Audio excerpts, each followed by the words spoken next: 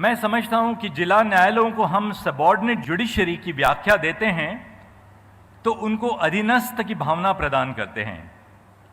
इस माहौल में हमें सुधार लाना होगा।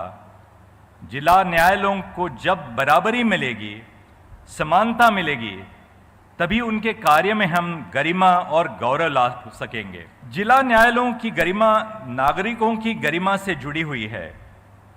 आज के इस समारोह का विशेष महत्व इस बात पर ही है। न्याय प्रणाली और सामाजिक न्याय में सद्भाव बनाए रखना राज्य और राष्ट्र के हित में है।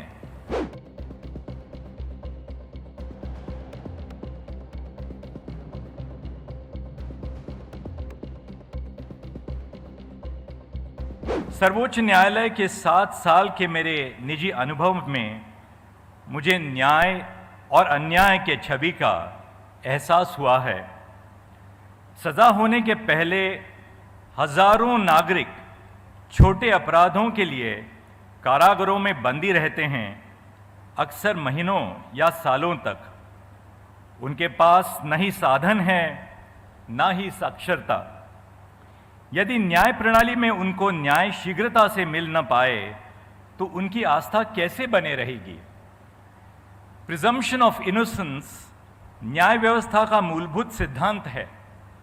उस सिद्धांत को जमानत के मामलों में प्रत्यक्ष रूप में हमें अपने सामने रखना चाहिए।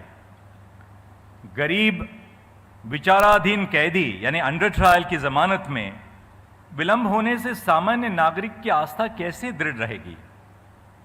जिला और सत्र न्यायालयों को सक्षम बनाना उच्च न्यायालय और सर्वोच्च न्यायालय का कर्तव्य है। न्याय प्रणाली का लक्ष्य सामान्य नागरिक को न्याय दिलाना है। इस प्रक्रिया में वादकारियों को उपलब्धियां प्राप्त होनी चाहिए, मुकदमों के बारे में जानकारी मिले, समय पर सुनवाई हो, फैसले का दस्तावेज शीघ्र प्राप्त हो, कचहरी में साफ सुथरा भोजन और जल मिले, महिलाओं के लिए अलग शौचालय हो। पर आज देश में कई कचहरियां ऐसे हैं, अनगिनत कचहरियां हैं जिनमें महिलाओं के लिए शौचालय भी नहीं है।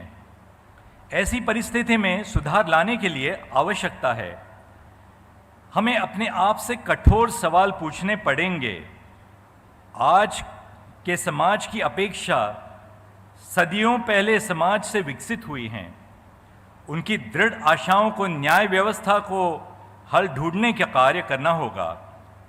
न्याय व्यवस्था को नागरिकों तक पहुंचना होगा। न्याय की खोज उलझन बनने से सामाजिक न्याय नागरिकों तक कैसे पहुंचे? आज भी पिछड़ी जनजातियों, आदिवासी वर्ग के पास जमीन के दस्तावेज की कमी है। इन सब चीज़ों पर हमें ध्यान रखना ही होगा। टेक्नोलॉजी के माध्यम से आज हम न्याय व्यवस्था को प्रत्येक नागरिक के द्वार तक ले जाने का प्रयास कर रहे हैं। सर्वोच्च न्यायालय और उच्च न्यायालयों का कार्य अंग्रेजी भाषा में होता है। उस भाषा से दूर 6,40,000 से ऊपर गांवों में हम अपना हस्तचिन्ह तब ले जा सकते हैं जब अपने निर्णय का अनुवाद संविधान में स्थित भाषाओं में कर लें। इस कार्य को आज आर्टिफिशियल इंटेलिजेंस के माध्यम से सर्वोच्च न्यायालय ने अपनाया है। अदालत की कार्यवाही को लाइव स्ट्रीमिंग करने से अदालत के कार्य का प्रसारण देश के हर घर में ले जाना एक महत्वपूर्ण प्रकल्प है। ई कोर्ट्स के फेज 3 में भारत सरकार ने 7,000 करोड़ रुपयों का अनुदान किया है।